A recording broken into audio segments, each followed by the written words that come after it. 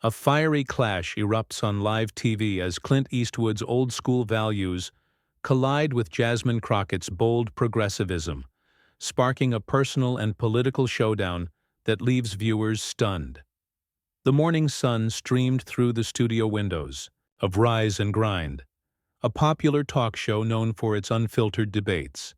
The set was buzzing with anticipation as the hosts introduced their guests: iconic actor and director Clint Eastwood, a symbol of rugged American individualism, and Congresswoman Jasmine Crockett, a rising star in progressive politics with a reputation for sharp-witted eloquence. The topic? The future of America's cultural and political landscape. What started as a civil discussion quickly spiraled into a confrontation that would dominate headlines. Eastwood, at 94, carried the weight of his Hollywood legend status. His gravelly voice and steely gaze commanded attention as he leaned back in his chair, exuding the confidence of a man who'd seen it all. Crockett, poised and polished in a tailored blazer, sat opposite him, her eyes locked on his with a quiet intensity. The audience sensed the tension from the moment the cameras rolled. These two represented not just different ideologies, but different eras, and the clash was inevitable. The debate kicked off with a question about free speech, a hot-button issue. In 2025, as social media platforms faced increasing scrutiny, Eastwood, known for his libertarian streak, argued for unrestricted expression, citing his decades in an industry where ideas were fought over in scripts and on screens. "You don't like what someone says? Change the channel," he said, his tone dismissive. "Censorship's for cowards who can't handle the truth." Crockett's smile was tight but controlled. She leaned forward, her voice calm yet pointed. "Mr. Eastwood, with all due respect, free speech isn't a blank check to harm or divide. Words have consequences, especially when they're amplified. To millions. We've seen communities torn apart by misinformation. You can't just shrug that off." Eastwood's eyes narrowed. "Misinformation? That's what you call it when folks disagree with you? Sounds like you want to control the narrative, Congresswoman." "That's not freedom," the audience murmured, sensing the temperature rising. Crockett didn't flinch. "It's not about control, it's about accountability. When powerful people like yourself say things that stir division, it's not just disagreement, it's reckless. And it's not the 1970s anymore. The stakes are higher." The jab landed. Eastwood's jaw tightened, and for a moment, the studio fell silent. The hosts exchanged glances, unsure whether to intervene. Eastwood leaned forward now, his voice dropping to a growl. "You think I don't know the stakes? I've lived through wars, recessions, and more cultural shifts than you've got years on this earth. Don't lecture me about responsibility." Crockett's composure held, but her eyes flashed with defiance. "Experience doesn't make you infallible, sir. Your generation built a lot, but it also left us with problems we're still cleaning up. Systemic inequality, a warming planet, a fractured society. You don't get to just sit back and tell us how it ought to be." The audience erupted in a mix of cheers and gasps. Eastwood's face reddened, his cool demeanor cracking.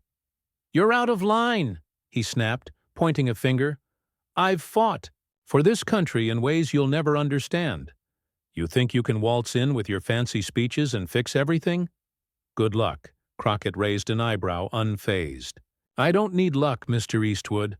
I've got facts, and I've got the people behind me. You're not fighting for the country anymore. You're fighting for a memory of it that doesn't exist." The hosts scrambled to cut to a break, but the damage was done. The exchange was raw, personal, and electrifying. Social media was already lighting up with clips of the confrontation, and viewers were picking sides. Eastwood's outburst had revealed a man clinging to a fading era, while Crockett's poise positioned her as a voice for a new one. But the debate was far from over. As the show resumed, the real fireworks were yet to come. The Rise and Grind. Studio buzzed with nervous energy as the show returned from its hasty break. The hosts, visibly rattled, tried to steer the conversation back to civility, but the air crackled with unresolved tension. Clint Eastwood sat rigid, his hands gripping the armrests, his earlier outburst still echoing in the room. Jasmine Crockett, meanwhile, sipped her water, her calm exterior masking the fire in her eyes. The audience, split between applause and uneasy whispers, knew this was no ordinary talk show segment. Social media was ablaze, with hashtags like Yash Eastwood vs. Crockett trending as clips of their clash racked up millions of views. The confrontation had already become a cultural flashpoint, and the next round was about to ignite. The host, a seasoned mediator named Carla, attempted to reset. Let's move to a new topic: economic priorities for the future. Mr. Eastwood, your thoughts on where America should focus? Eastwood's voice was low, almost menacing as he leaned into the mic. Jobs. Real jobs. Not these gig economy, scams or government handouts. We need to bring back manufacturing, like we had when America was strong. People want to work with their hands, not stare at screens all day. Crockett's lips curved into a subtle smile, but her tone was razor-sharp. Congresswoman, your response? Carla prompted. Mr. Eastwood, I hear your nostalgia, but let's talk reality, Crockett began, her voice steady. Manufacturing isn't coming back the way you remember it. Not with automation and global trade. The future is in tech, green energy, healthcare. We need to train people for those jobs, not chase a 1950s fantasy. Eastwood scoffed, cutting her off. Fantasy? You think steel mills and factories were a fantasy? That's what built this country, not your solar panels or coding boot camps. You're selling out the working man for some elite agenda. The audience gasped, but Crockett didn't blink. Elite? Sir, I grew up in a working-class family. I've seen struggle up close. Don't patronize me or the people I represent. Your working man deserves a future, not a museum exhibit. Green jobs are real, hundreds of thousands of them. You're stuck in a script that's out of date. Eastwood's face flushed, his temper flaring again. You're calling me out of date? I've made films about the American spirit. Grit, sacrifice. What have you done besides talk in circles and push laws that tie our hands? You don't know the first thing about struggle. The personal dig hit hard. The crowd murmured, sensing the line had been crossed. Crockett leaned forward, her voice still measured but laced with steel. I don't know struggle. I'm a black woman in Congress, fighting every day against folks who think like you, people who'd rather cling to the past than face the future. I've earned my place here, Mr. Eastwood, and I don't need your approval or your movies to prove it. The studio erupted in applause, mostly from younger viewers, while others shifted uncomfortably. Eastwood's eyes blazed. You're playing the race card now? That's low. I've worked with people of every background, and I judge them on their merits, not their identity. You want to talk struggle? Try surviving in an industry that chews up anyone who doesn't deliver. Crockett's gaze didn't waver. Merits? That's rich coming from someone who's had every door opened for him. You've lived a privileged life, sir, whether you admit it or not. And this isn't about your movies. It's about a country. That's changing whether you like it or not. Carla tried to interject, but Eastwood barreled on, his voice rising. Changing? Into what?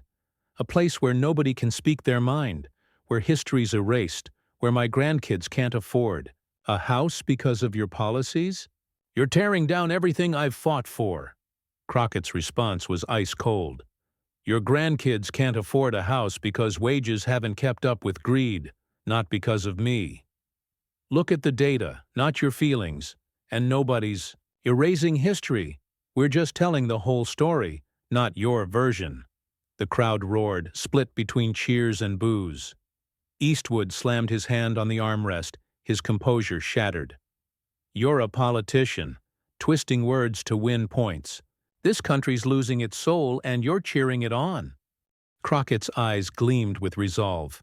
If soul means division and denial, I'm happy to let it go. We're building something better. and you're not stopping us." The hosts called for another break, their voices drowned out by the audience's reaction. The clash was no longer just a debate. It was a generational reckoning, and the internet was eating it up. What would Eastwood say next? The Rise and Grind studio was a powder keg as the cameras rolled back on. The audience, still reeling from the last exchange, sat on edge, their phones buzzing with notifications as the confrontation trended worldwide. Clint Eastwood's hand was still clenched on his armrest, his face a mask of barely contained fury. Jasmine Crockett sat poised, her calm demeanor a stark contrast to the storm brewing across the table. The hosts, Carla and her co-host Marcus, exchanged wary glances, knowing they were losing control of the segment. The internet was ablaze with memes, hot takes, and viral clips, but in the studio the battle was far from over. Eastwood's next. Words would either diffuse the tension or throw fuel on the fire. Carla, desperate to regain some semblance of order, pivoted to a new question. Let's talk about leadership in America today. What kind of leader does this country need to move forward? Mr. Eastwood, you first. Eastwood leaned forward, his voice hoarse but forceful. We need someone with backbone. A leader who doesn't bow to the loudest voices or the latest fads. Someone who respects the Constitution, the flag, and the people who built this nation. Not these polished talkers who promise everything and deliver nothing, the audience murmured, some nodding in agreement, others bristling. Crockett's eyes narrowed slightly, but she waited her turn. Marcus turned to her. Congresswoman, your take? Crockett's voice was smooth, deliberate. America needs a leader who listens, not just lectures. Someone who sees the world as it is now, diverse, connected, facing real challenges like climate change and inequality.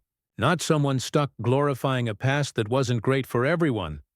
Eastwood snorted, cutting in before she finished. You're talking about appeasement, not leadership. You want to cater to every group, every complaint, until there's nothing left of what made us strong. That's weakness, plain and simple. Crockett's smile was razor-thin. Weakness? Mr. Eastwood, it takes strength to face hard truths, to build coalitions, to fight for people who've been ignored. Your version of strong sounds like bullying, shutting out anyone who doesn't fit your mold. The crowd erupted, a mix of cheers and jeers. Eastwood's temper snapped. Bullying? Don't lecture me, kid. I've stood up to real bullies. On set, in life, in war. You're sitting there in your fancy suit, acting like you've got all the answers because you've got a title. You don't know the half of it. Crockett's gaze was unflinching.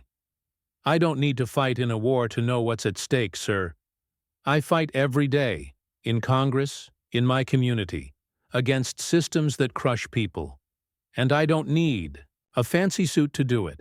I'm here because I earned it, not because I starred in a Western. The audience roared, the younger crowd chanting her name. Eastwood's face turned crimson, his voice rising to a near shout. Earned it? You're riding a wave of woke politics, pandering to kids who don't know history. You're tearing down statues, rewriting the past, and calling it progress. That's not earning anything. That's destruction. Crockett leaned forward, her voice steady but fierce. We're not tearing down history. We're expanding it. You want to talk statues? Let's talk about the ones glorifying men who enslaved people. You call that heritage? I call it a lie we've told too long. And I'm not pandering. I'm representing people you've ignored. The studio was chaos. The audience split down the middle. Carla tried to intervene, but Eastwood was on a roll, his finger jabbing the air. You're spitting on the graves of men who fought for this country. You think you can erase them and replace them with your heroes? Good luck keeping this nation together when it's all said and done. Crockett's eyes blazed, but her voice stayed cool. I'm not erasing anyone. I'm saying everyone deserves a seat at the table, not just the ones you approve of. You're fighting for a country that never fully existed, and I'm fighting for one that can. Eastwood slammed his fist on the table, the sound echoing through the studio. "You're fighting for chaos. You and your crowd are dividing us, pitting everyone against each other. I've seen what happens when a country fractures, and you're leading us straight there." Crockett didn't flinch. "Division? Look, in the mirror, sir. You're the one drawing lines, telling us who's American enough. I'm building bridges, and you're burning them." The hosts called for a break, their voices nearly drowned out by the audience's uproar. The clash was now a full-blown spectacle, and the world was watching. What could possibly come next? The Rise and Grind studio was a cauldron of raw emotion as the show lurched back from its break. The audience, still buzzing from the last fiery exchange, was divided, some chanting for Crockett, others clapping for Eastwood. The clash had transcended a mere debate, becoming a cultural lightning rod, with X-posts and viral videos amplifying every word. Clint Eastwood sat hunched, his eyes burning with defiance, while Jasmine Crockett adjusted her blazer, her composure unshaken, but her gaze fierce. The hosts, Carla and Marcus, were visibly frazzled, their attempts at moderation failing against the sheer force of the confrontation. The world was glued to their screens, waiting to see how this generational showdown would escalate. Carla, grasping for a lifeline, tried a new angle. "Let's talk about unity. With so much division today, how do we bring Americans together? Congresswoman Crockett, you first." Crockett's voice was clear, measured. "Unity starts with honesty. We can't come together if we're pretending everyone's had the same shot at the American dream. We need policies that lift up the marginalized. Better schools, health care, fair wages. That's how you build a nation, not by ignoring the cracks." The audience applauded, but Eastwood's scoff cut through the noise. "Honesty? You're peddling resentment, telling people they're victims to win votes. Unity comes from shared values, hard work, family, freedom. Not your laundry list of giveaways." Crockett's eyes flashed, but her tone stayed even. "Giveaways? Mr. Eastwood, I'm talking about justice, not handouts. You think hard work and family aren't my values? My community's been working hard for centuries, often for scraps. Freedom's not free if it's only for some." Eastwood's voice rose, his frustration boiling over. "Justice? You're talking about revenge, dressing it up as fairness. You want to punish success, tear down anyone who's made it.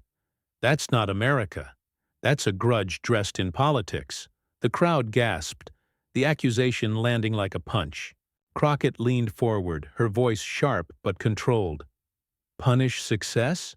Sir, I'm fighting for people who've never had a fair chance to succeed.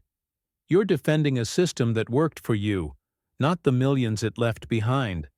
That's not a grudge. That's reality." Eastwood's face twisted, his temper unraveling. "Reality?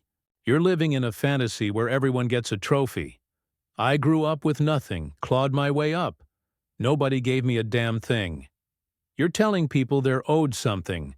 That's the real crime." Crockett's smile was icy. "Nobody's asking for trophies.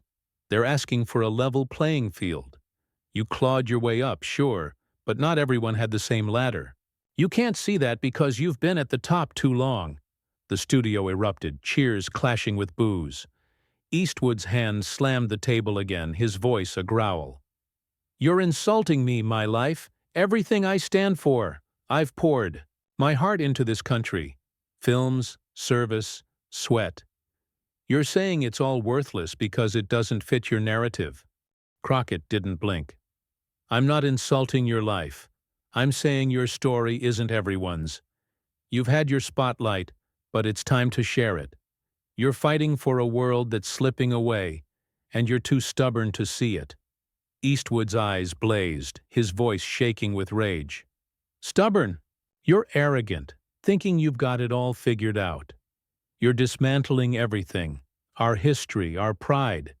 You'll regret this when the country's in pieces." Crockett's response was calm, devastating. "The country's already in pieces, sir, Because folks like you won't let go of a broken system. I'm not dismantling pride. I'm redefining it for everyone, not just you. The audience was on its feet, the noise deafening. Carla tried to speak, but Eastwood cut her off, pointing at Crockett. You're a danger to everything I love about this nation. You think you're saving it? You're breaking it, and you don't even see it. Crockett's voice cut through the chaos, steady as ever. I see it clearly. You're the one blinded by nostalgia. We're moving forward, with or without you. Marcus called for a break, his voice barely audible over the uproar. The confrontation was now a global phenomenon, with every word dissected online. The final round was coming, and the stakes couldn't be higher. The Rise and Grind studio was electric as the final segment began, the audience still reeling from the relentless back and forth.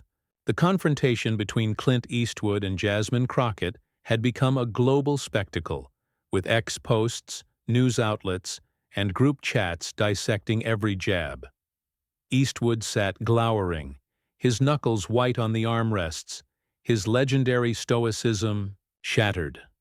Crockett, composed as ever, radiated quiet strength, her eyes fixed on her opponent. The hosts, Carla and Marcus, were visibly exhausted, their attempts to steer the debate long abandoned. This was no longer just a talk show. It was a cultural showdown, and the world awaited its climax. Carla, voice trembling, posed the final question. Let's close with vision. What's your hope for America's future? Mr. Eastwood, you start. Eastwood's voice was gravelly, laced with raw emotion.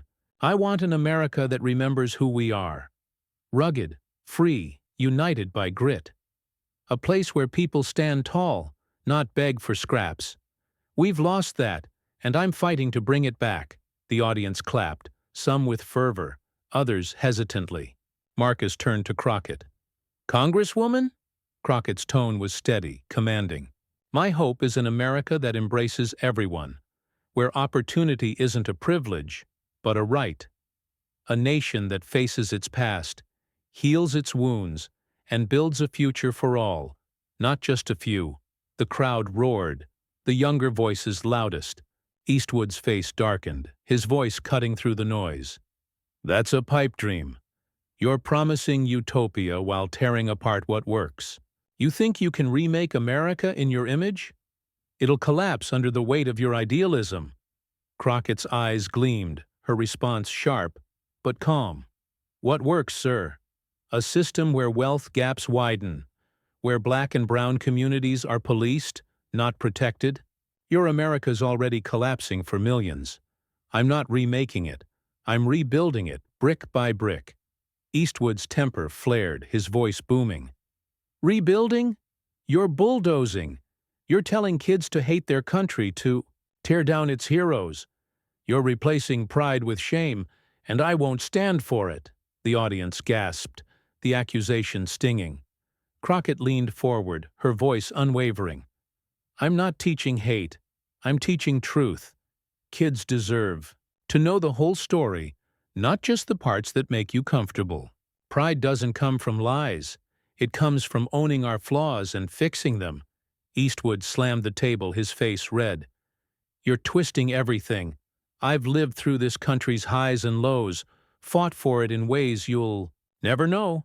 You're spitting on that sacrifice, and it's a disgrace. Crockett's gaze was steel. I'm not spitting on anything. I honor sacrifice by fighting for a country worthy of it, one that doesn't leave people behind. You're clinging to a myth, and it's blinding you to what we can be.